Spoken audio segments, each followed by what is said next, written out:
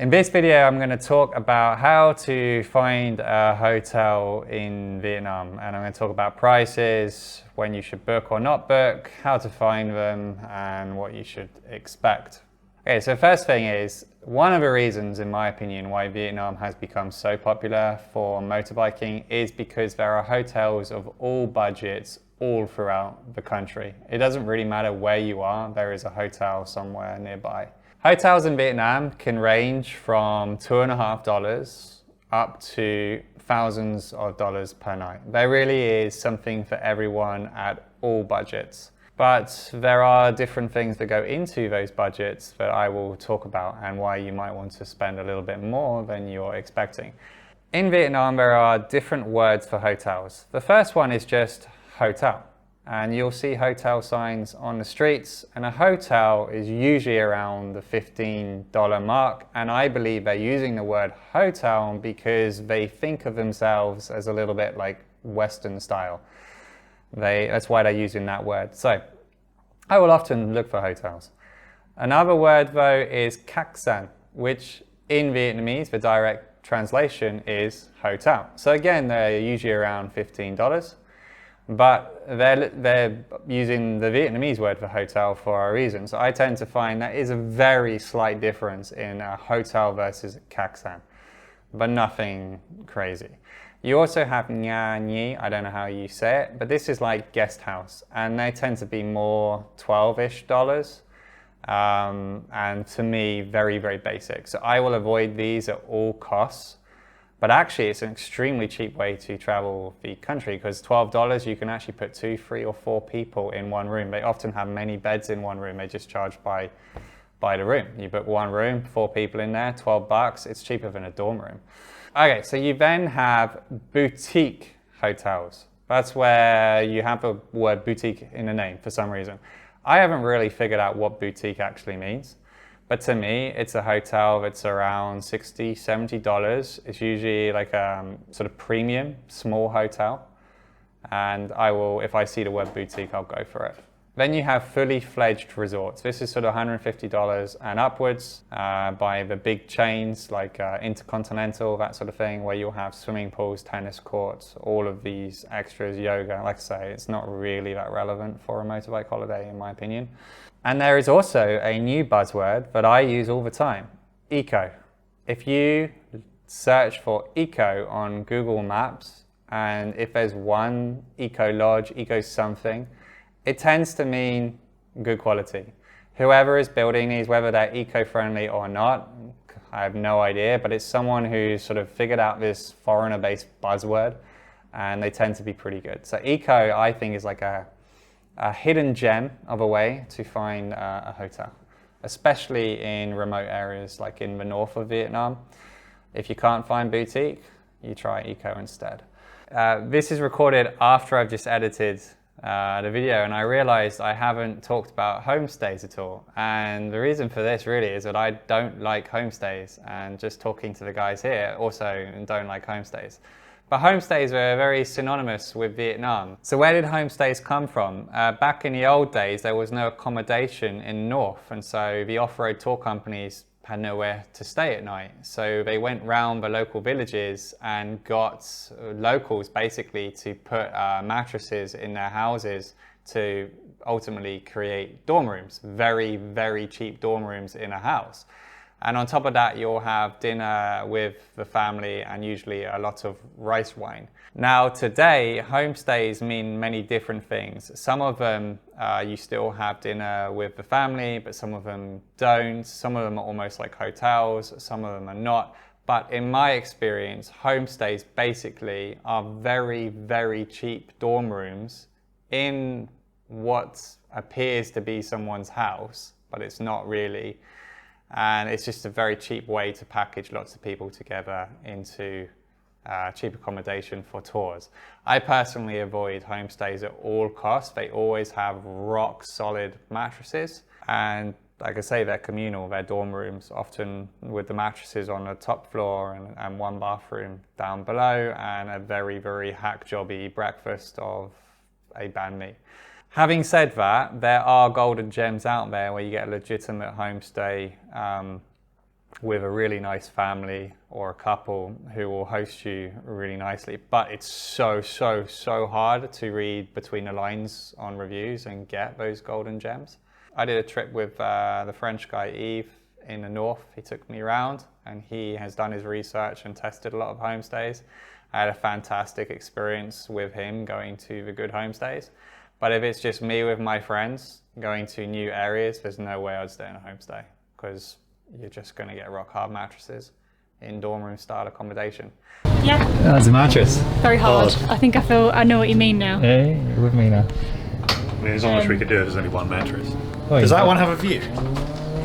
You want to try the other one? We look in this. Okay, now I'm going to try and break down the prices a little bit and how it works with food. Okay, so if you're getting a kaksan or a hotel or a nyanyi, so $15 and down, you might get breakfast included. What does this mean? It means a baguette, maybe some beef noodles.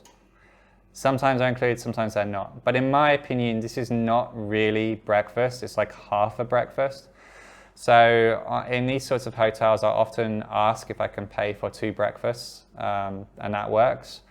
And these sort of $12, $15 hotels, most of the time have rock hard mattresses, which I can't stand. So you're basically paying for a room with a rock hard mattress, a shower which may or may not have hot water, and an extremely basic breakfast where you probably need to ask for more food, okay?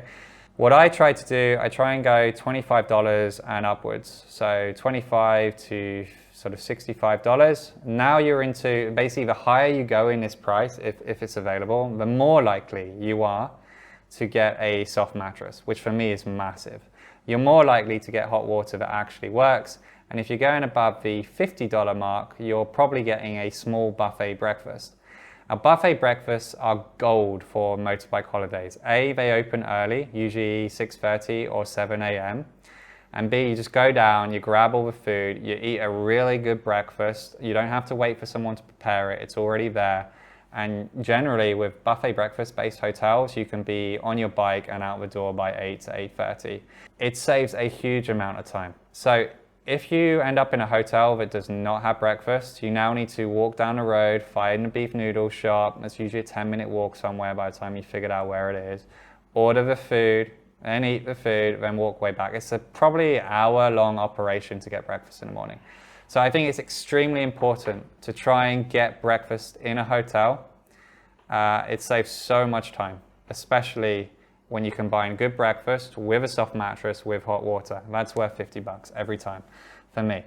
The other thing you can do is, if you're in an area where the price range just doesn't go high enough to get soft mattresses and included breakfast, you want to try and be pretty central to the markets, because those markets in the morning are going to turn into your banh mi shops, your coffee shops, and you want to be able to just walk out your hotel and have the banh mi stand right there.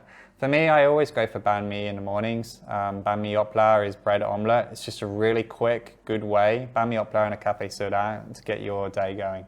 Also, when it comes to should you book in advance or not, this really depends on season. Vietnam does have some massive holidays, the main one being Tet holiday, which is sort of the equivalent of Christmas for us. If you're going through one of those holidays, you must book in advance. And they have various public holidays as well, where the entire country just suddenly shuts down and goes on a 3-4 day bender over a long weekend. So you do need to be a little bit careful of those and understand if you don't book, it could be extremely difficult. For those public holidays, you don't need to book miles in advance. You can kind of come to Vietnam. Eventually, someone's going to tell you there's a public holiday coming up, and if you get told that information, you should take it seriously. But it's not something where you need to go around Googling, trying to figure out when the public holidays are.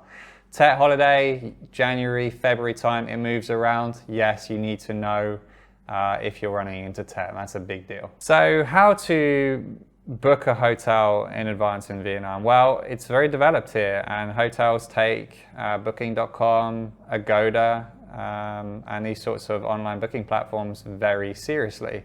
They work, and you should be using them. I personally use Agoda. I think it's got the best prices on. Booking.com I tend to find is a little bit more expensive. And the Vietnamese like a website called Traveloka. So I think if a hotel's on there, it's probably cheaper, but it's more, it's not something that most Western people use, I don't think. You should also think a little bit about the cancellation policy of the booking platform. So these days, again, Agoda in particular is very, very clear what the setup of the hotel is. Is it non-refundable? Is it sort of fully refundable if you cancel X amount of days in advance? Or is it just fully refundable all the time? And you should be basing your bookings a little bit around how accurate do you think you're going to be on your holiday. One of the biggest mistakes I see people make is they book everything all in advance, day 1, day 2, day 3, day 4. This does not work in Vietnam on a motorbike trip because you just don't know how far you're going to travel each day and you're just locking yourself into a really tight schedule. You don't want to do that. You want to be flexible. So it's definitely a good idea to book for hotels with flexible cancellation policies. Okay, so assuming you are not finding yourself going through Tet or a public holiday, you should not be booking your hotels in advance.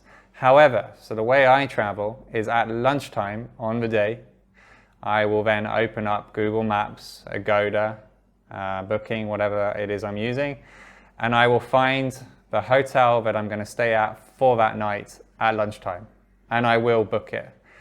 Now the great thing about this is at lunchtime you know how your day is going, you know roughly how far you're going to get, so you can book in advance on the day. Okay, finally I'm going to talk about Vietnam and hard mattresses. So hard mattresses, and I'm talking planks of wood here, like this. This is what you'll get in the north of Vietnam. It's a massive problem for tourism, in my opinion. I just want to cry, man.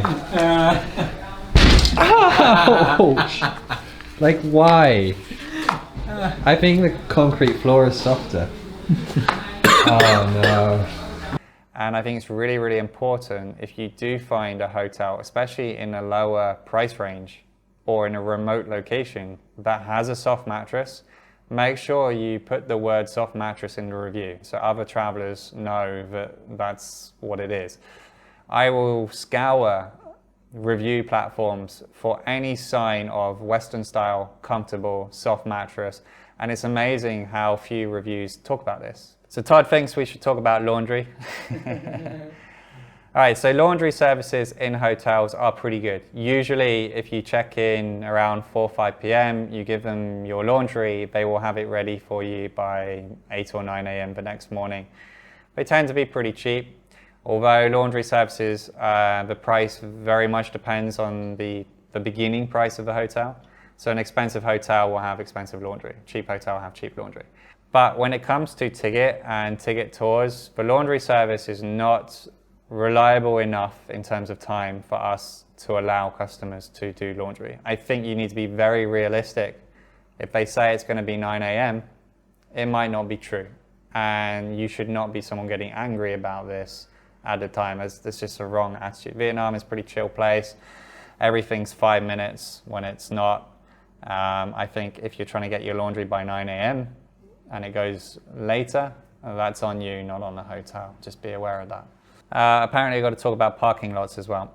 In the big cities of Ho Chi Minh and Hanoi, in particular Hanoi, the budget places will not have parking lots. So now you've got to go find a parking place. What's even worse is, especially some of the backpacker ones, they'll say they have parking and they'll tell you you can put your bike there, and I got a security guy looking there, but then that guy goes home and you get your bike stolen. My advice in the big cities of Ho Chi Minh and Hanoi is, again, not to get a budget place. Just keep life easy and go 25 bucks or more. This is why I was saying Vietnam can be really cheap, but really you shouldn't be traveling that cheap. $25 is a nice number in this country, 25 and up. You'll get parking, all that kind of thing. Out in the countryside, the hotels will bring the bikes inside, but you should check with them. They need to know that your bike is on their property. We've had customers get bikes stolen before because they parked outside of a hotel, not told the receptionist, and then the bike gets stolen. Customer blames the hotel blames the customer because they didn't know the bike was on their property. You can see how that can happen in a place like this. So just make sure the hotel's not budget and that everybody knows who you are, what you're doing, and that you have a bike. And then you won't have issues. Anything else? Camping. I could talk on that. You guys are giving me a longer and longer video. Okay, so camping. Camping does exist in Vietnam, but it's extremely hot here most of the time, especially in the south. And actually, I've just had a friend try and research a camping-based tour, and he said the tent kept blowing away. It can be really windy as well. In my eyes, camping is not ready in this country yet. And because hotels are so good and so cheap, there's really no reason to go camping. Unless you're a camping guy specifically going out camping with all the gear that you already know how it works, then fine. But it's not something you just show up and go, let's go camping. No, they're going to be pretty basic and run down the campsites as well. To wrap this video up, should you book in advance? No, unless you're going through a public holiday or tech holiday. But should you book in advance on the day? Yes. Do your hotel research at lunchtime. And keep an eye out for the cancellation policies of the booking platforms, and try and spend more than $2.50 per day on your accommodation. That would be great. Hope this video was helpful. I have no idea what he's talking about. Yeah, you can ask you. It's for Vietnamese people. Young For Vietnamese people. Okay. Is that relevant to our customers though? Todd's just given me an essay about homestays in the south are different from homestays in the north, and I'm sure that's true. In Dalat, he's saying that a homestay in the south, you'll have like an activity room, usually I guess for karaoke and things like that. But yeah, it's not relevant for tourists in my eyes. You have to realize when you're looking at accommodation as well, side tangent here, Vietnamese and Westerners have extremely different standards on what they want. And I'm not saying which one's right, which one's wrong, but the way a Vietnamese person generally and a foreigner will travel is completely different. It's really hard to explain, but this is why usually with hotels, they're either Vietnamese focused or they're foreigner focused. Very rarely, unless you're going into the big money, very rarely do they combine both markets together. They're just so different. So be aware of that as well. I won't go into specifics on that because it's going to get too general. All right.